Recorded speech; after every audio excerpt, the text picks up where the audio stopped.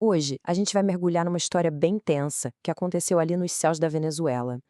É um verdadeiro quebra-cabeça aéreo, sabe? Que deixou todo mundo se perguntando o que estava acontecendo.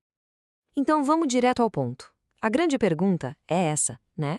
O que bombardeiros americanos armados até os dentes estavam fazendo ali, tão perto da costa de Caracas? Tudo começou quando o pessoal que monitora voos percebeu uma coisa muito, mas muito esquisita no radar. Aviões militares americanos fazendo umas manobras bem fora do comum, ali na vizinhança do espaço aéreo da Venezuela. Para a gente entender essa confusão toda, primeiro a gente precisa montar o cenário, né? Ver direitinho quem eram os envolvidos e o que cada um estava fazendo nesse céu que, vamos combinar, já estava bem tenso. Exatamente, eram dois bombardeiros estratégicos B-52H Stratofortress da Força Aérea Americana. E eles não estavam só passando por ali, não. Foram vistos dando voltas no Mar do Caribe, bem pertinho da costa venezuelana. E é aqui que a coisa começa a ficar séria, porque, como dá para ver, não eram aviões de passeio. Os códigos de chamada eram Bunny 1 e Bunny 2, vindos da base de Barksdale, em Louisiana. O detalhe mais importante, estavam armados com mísseis. E eles não só passaram voando, eles ficaram lá, circulando por um bom tempo perto de Caracas. Isso, claro, já acendeu um alerta gigante. Qual era a intenção deles ali? Pois é, mas os bombardeiros, eles não estavam sozinhos nessa. Tinha mais um avião em cena. E esse, sim, era um mistério completo. As manobras dessa outra aeronave é que vão se tornar o centro de toda essa confusão. Vamos comparar aqui. De um lado, tínhamos os B-52, bombardeiros militares, super identificados com um propósito claro. Do outro, um Boeing 767, um modelo civil. Só que ele não tinha identificação de voo, nenhum código, nada. E para piorar, ele decolou de Fort Bliss, no Texas, que é uma base do exército americano. E o destino parecia ser uma rota direta para Caracas. Bom, é exatamente aqui que a situação que já era estranha vira um mistério de verdade. Porque o que esse Boeing 767 fez em seguida simplesmente deixou todo mundo de queixo caído. Vamos acompanhar o passo a passo dessa manobra maluca. Primeiro, o Boeing 767 voa direto do Texas para Caracas. Tudo normal. Depois, ele começa o procedimento padrão de pouso no aeroporto de Maiquetía. Chega a descer bem baixo, coisa de algumas centenas de pés só, quase tocando a pista. E aí, no último momento, quando tudo indicava que ia pousar, ele simplesmente arremete, sobe com tudo e muda de rota. O avião fantasma, então, segue para Porto Rico. A pergunta que fica é, por quê? Por que fazer tudo isso para desistir no último segundo? Uma manobra bizarra como essa, claro, foi um prato cheio para especulação. Começaram a surgir várias teorias, uma mais mirabolante que a outra, tentando explicar o que de fato era a missão daquele avião. Afinal de contas, o que realmente estava acontecendo ali?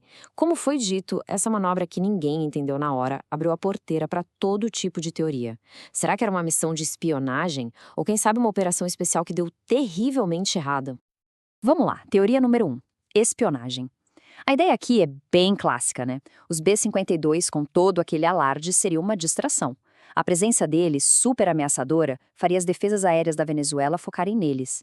Enquanto isso, o 767, bem mais discreto, voaria baixo para coletar dados, informações eletrônicas valiosas.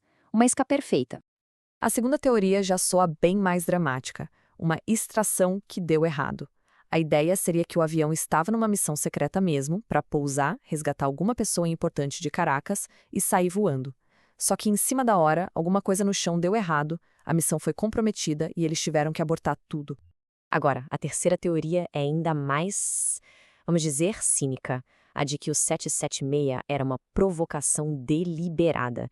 Ele seria uma espécie de avião isca, talvez até sem tripulação ou com um mínimo de gente a bordo. O objetivo? Provocar os venezuelanos a atirar nele. Isso criaria o pretexto perfeito para um contra-ataque dos B-52 que estavam ali só esperando. Bom, em meio a todo esse caos e especulação, algumas informações mais concretas começaram a surgir. E elas apontavam para uma explicação, digamos, mais burocrática. Mas nem por isso menos tensa. E essa citação aqui, que veio de uma fonte confiável na época, meio que joga um balde de água fria em todas as teorias mirabolantes. Basicamente dizia que o regime de Maduro proibiu o pouso de um voo que já estava pré-aprovado e que trazia venezuelanos deportados dos Estados Unidos. Então, a revelação é essa, um impasse diplomático. O Boeing 767, na verdade, estaria levando cidadãos venezuelanos que estavam sendo deportados dos Estados Unidos. O voo tinha sido aprovado e tudo, só que no último segundo o governo Maduro teria negado a permissão de pouso. E o motivo mais provável, uma retaliação, uma demonstração de irritação por causa da presença dos B-52 ali por perto. Só que resolveu um mistério, acabou criando outro. Se a gente olhar a linha do tempo, o 767 aborta o pouso e vai embora por volta de 1h35 da tarde. Mas os B-52, eles continuaram lá, circulando na costa, por muito mais tempo. Se o problema do 767 já estava resolvido, por que os bombardeiros armados continuaram por lá? O resumo da ópera é esse aqui. O Boeing 767 desviou em segurança para Porto Rico. A missão dele falhou por uma questão diplomática.